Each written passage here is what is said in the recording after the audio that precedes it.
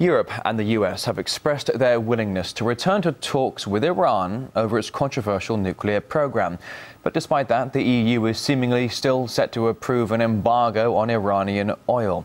France even says the time to avoid military intervention is running out fast. As for the US, this week it strengthened its presence in the region by sending a second aircraft carrier to the Arabian Sea. It's reportedly planning to sail through the Strait of Hormuz, which Iran has threatened to block in response to sanctions. The strait is a strategic waterway which the majority of oil exports from the Gulf to the west pass right through.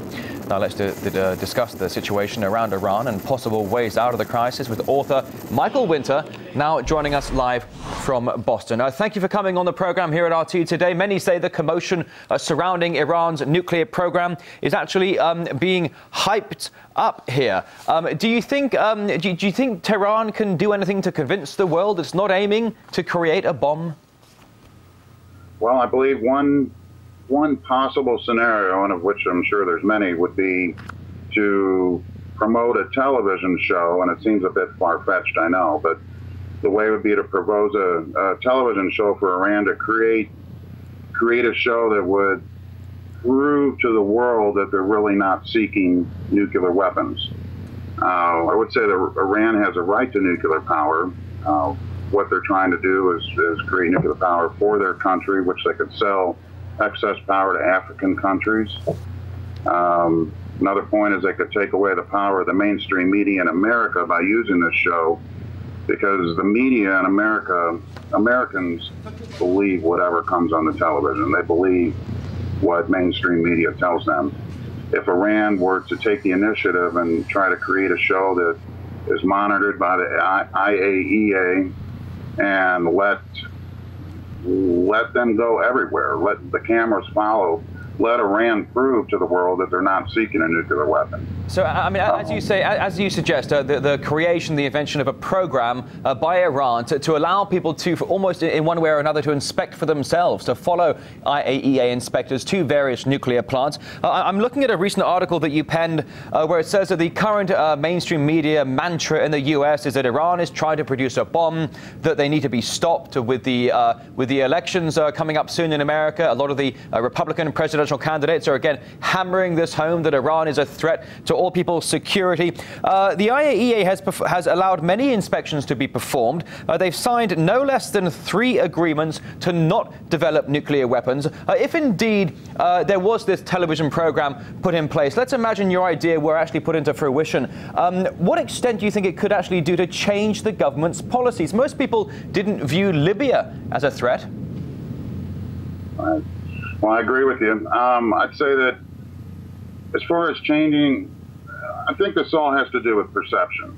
You know, the mainstream media in America has created the perception that Iran is trying to create a bomb, in which case they're going to go and blow up Israel or whoever, basically Israel. And that's completely insane, because Iran is well aware that they're going to be nuked out of existence if they go and try to do that. Go on. Well, I'm sorry, if I can just jump in here just for a moment as well. What would you propose what you propose rather would take a while to implement? The EU, for the meantime, is set to decide on this embargo on Iranian oil just next week. Tehran has been threatening to block the Strait of Hormuz if indeed the sanctions are put in place. If the sanctions go ahead, what kind of response do you expect from Tehran? It might almost fall into the hands of Israel and America, perhaps, who are stationing their troops all along the area. Yeah.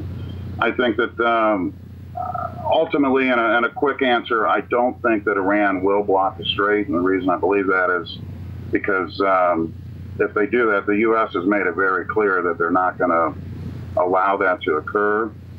I think that Iran's going to step back, and they're trying to put off, as long as they can, what I'm almost considering to be an inevitability. We go back to the PNEC conference of 2000, where the United States, that's Progress for a New American Century, I believe, they were going in and they had a hit list of countries that they wanted to take down and install regime changes in. Iran is the last one. We've already got all the other, Libya took place, Egypt took place, Tunisia, going on with Syria right now. I don't think that Iran will block the strait. I think hostilities are going to happen regardless, though, because I believe the U.S. is just itching to do this. And while this television program may be a good idea to prove to the world that Iran is not seeking nuclear weapons, I think that the ultimate goodness out of this would be Iran, or the United States would lose its force. It would lose its momentum if Iran could prove that they're not. And the U.S. would have to step back, take a look, and try to come at Iran from a different angle, which ultimately it just buys time for Iran. Well, indeed. I mean, as you say in your article, the wind needs to be taken out of the warmongering sails of Congress and the Obama administration. No wind and no movement of the ships of war. Michael Winter, I'm afraid, I wish we had more time. That's all we have for today. Live from Boston in the U.S. Thank you for coming on RT. Thank you very much.